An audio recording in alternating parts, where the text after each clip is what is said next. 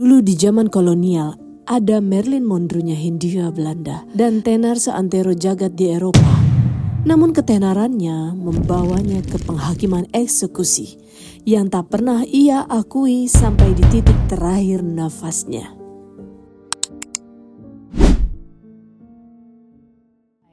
Ini Maria.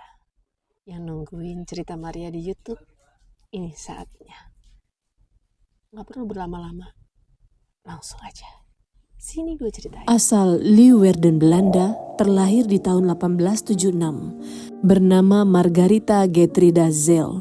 Terlahir di keluarga dengan kehilangan uang yang cukup banyak dan orang tuanya bercerai, ditinggal kematian oleh ibu di umur 21 tahun.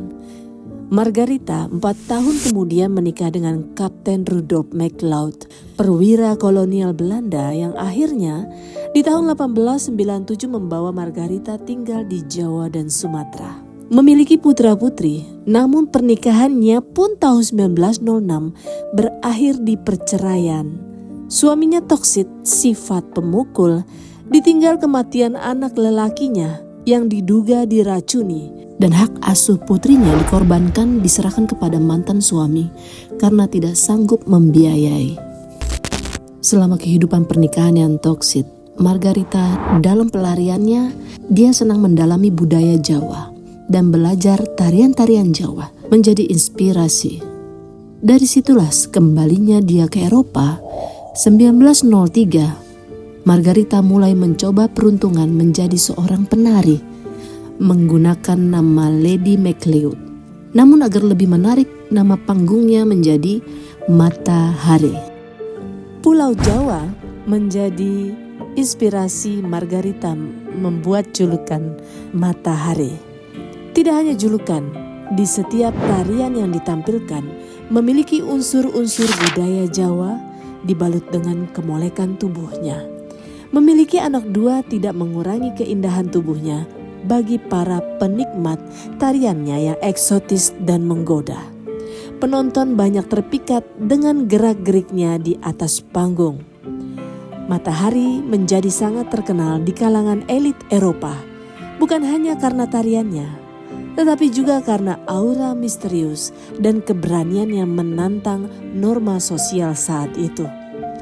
Akrab dengan para militer berpangkat tinggi, pejabat pemerintah, kedekatan para miliarder dan pejabat Eropa, bahkan berganti-ganti kekasih petinggi besar, alhasil hidupnya glamor, pakaian serba mahal, tinggal di hotel mewah. Tapi lo tahu nggak, kemewahannya hanya sebentar dinikmati Matahari. Kedekatan dengan para pejabat malah menjadi bumerang bagi dirinya. Ketika Perang Dunia ke-1 pecah, Matahari menjalin asmara dengan seorang berondong umur 23 tahun, pilot Rusia yang tertembak pasukan Jerman. Dengan diiming-imingi agar Matahari bisa bertemu kekasihnya, dia bersedia memberikan informasi dan diduga menerima 20.000 francs untuk memberikan informasi.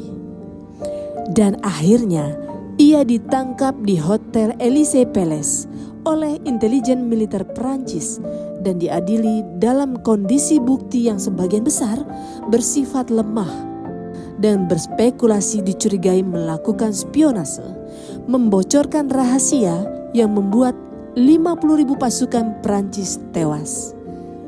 Juli 1917 diadili pengadilan militer dan divonis hukuman mati. Di penjara di Saint-Lazare, Paris, 3 bulan kemudian, sebuah kendaraan abu-abu milik militer Prancis bertolak dari penjara Saint-Lazare di Paris pada pagi hari 15 Oktober 1917. Di dalamnya selain 2 biarawati dan pengacara, terdapat seorang perempuan Belanda berusia 41 tahun mengenakan jubah panjang dan topi lebar. Dialah Matahari yang siap dieksekusi di hadapan 12 anggota regu tembak. Dan sampai detik-detik eksekusi, Matahari tidak pernah mengakui tuduhannya sebagai mata-mata. Sampai 100 tahun lamanya, tragedi ini masih kita ingat. Bahkan banyak film-film dan karya yang mengangkat kisah dari seorang penari eksotis ini. Konon banyak pemberitaan, beberapa sejarawan modern percaya bahwa ia dijadikan kambing hitam oleh pemerintah Prancis untuk menutupi kesalahan mereka dalam perang. Itulah kisah tragis dari seorang matahari, penari eksotis yang fenomenal, pernah tinggal di Hindia Belanda.